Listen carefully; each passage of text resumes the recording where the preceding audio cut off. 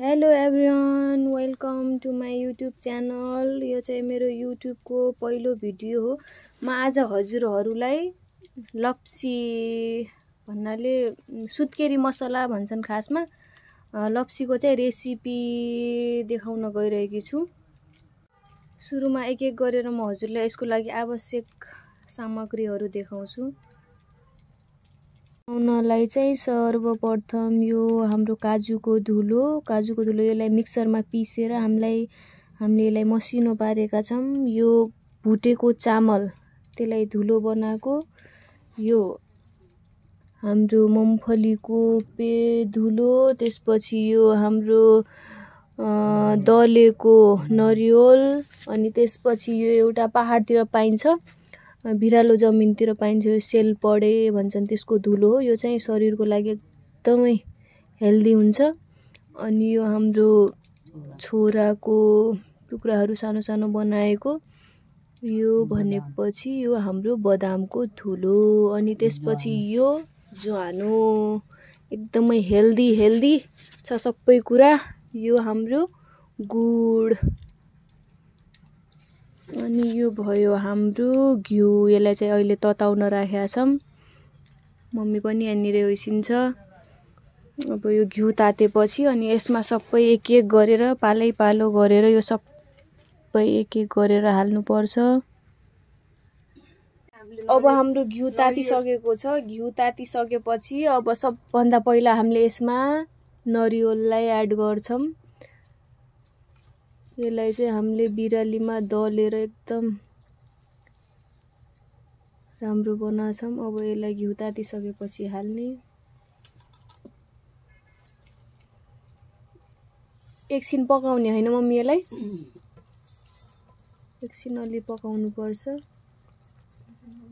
नरिवल राम्रोसँग भुटिसकेपछि त्यसमा हामीले चामलको धुलो, पिसेर राखेको चामलको धुलो एड गर्यौँ। त्यसपछि अलिकति हल्दी अनि पिसेर राखेको ज्वानोको धुलो एड गरेर अब पाक्दैछ।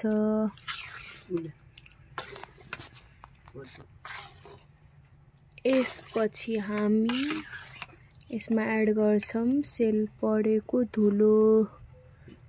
यो चाहिँ पहाडमा पाइने जडीबुटी हो, हेल्दी। अब एकछिन पाक्छ। ती चाहिँ 5 मिनट हामीले पकाइसकेपछि यसपछि हामी यसमा एड गर्छौँ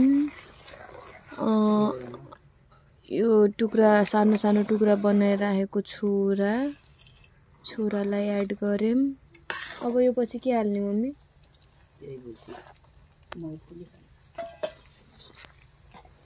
एकछिन पछि हाल्ने कि अलि बेर पछि, होइन? पछि हामी यसमा हाल्छौँ मुम्फलीको धुलो।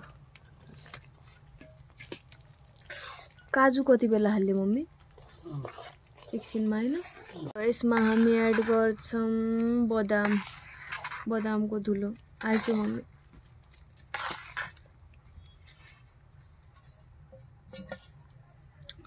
यो पनि एकछिन पाक्छ।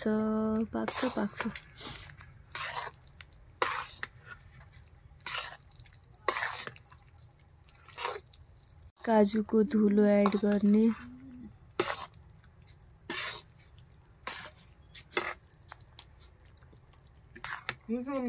र एड गरिसकेपछि यसमा हामीले अब लास्टमा यसमा हामी एड गर्छौँ गुड। सानो सानो टुक्रा बनाएर राखेको छु गुडको चाहिँ। अब यसमा लास्टमा हामीले गुड एड गर्यौँ। अब यसलाई कति मिनट पकाउने मम्मी हामीले? लगभग कति?